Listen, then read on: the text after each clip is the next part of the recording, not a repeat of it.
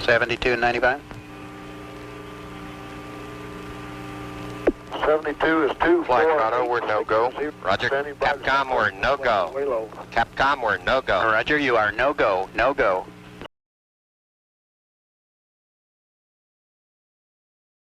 Capcom, we're no-go. Capcom, we're no-go. Roger, you are no-go, no-go. Retro, you got a time here? Roger, flight area Charlie at 9+20. Fall angle on the retro, 7 degrees. Recovery for flight. 7 on the retro. Flight. Roger, we had a board here. We're going for area Charlie. We'll be retro firing at 9+20. Roger, flight. Can you give me some weather and access times in that area, please? No swells, and your call sign Rescue 1, the destroyer is the low. 5, 4, 3, 2, 1. Retro fire. Roger, fire 1. Rocket 2.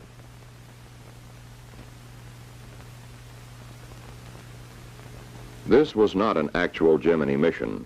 Nobody left the ground. Gemini did not abort. We have simply edited together and isolated. The primary and backup crew for Gemini 8 will undergo 11 days of such simulated flights before launch day, March 16th. Early in the program, experts sit down and analyze the Gemini 8 flight. They know it is a 3-day mission. Its primary purposes include rendezvous in space with an Agena target vehicle, the first docking in space, and a 2-hour spacewalk by pilot David Scott. The experts then devise problems that could occur. At any rate, the crew in the simulator and the controller at the console are given the problem. Both must respond correctly. About 90 problems will be run for the Gemini 8 mission.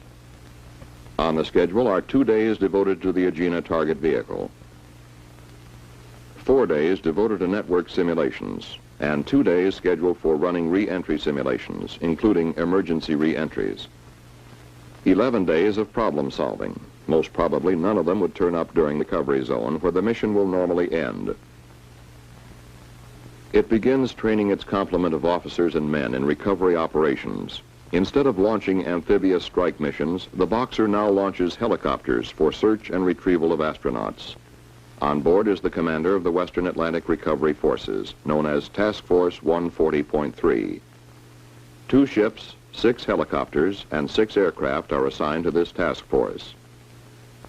All 5 manned Gemini flights to date have been recovered as planned in the primary zone.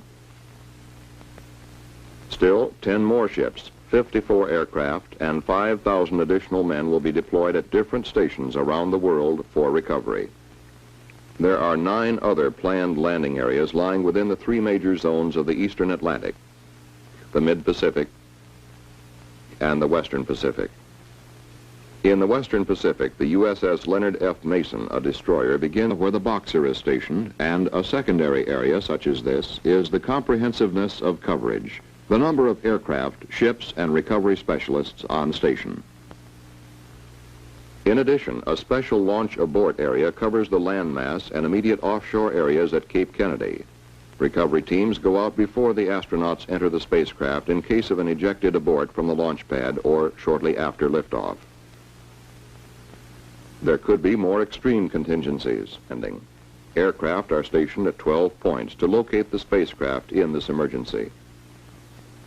Any commercial shipping in the area might then be called for assistance to pick up the astronauts. Freighters, oilers, tankers, any ship with heavy hoist equipment could also take the spacecraft aboard. If the crew comes down over land, they would use the ejection seats, leave the spacecraft, and land by parachute. Astronauts have water or land. Recovery is planned and coordinated by a NASA team of specialists. They set up the requirements for a mission and work closely with the Department of Defense. DoD then commits the necessary ships and aircraft to do the job. The DoD manager for manned spacecraft support directs worldwide recovery forces. He is in contact with 2 main elements under his command, the Atlantic Recovery Control Center, Cape Kennedy, and the Pacific Recovery Control Center, levels of the Department of Defense, for further assistance. But all of this, the red telephone and the contingency aircraft off Pago Pago Island, South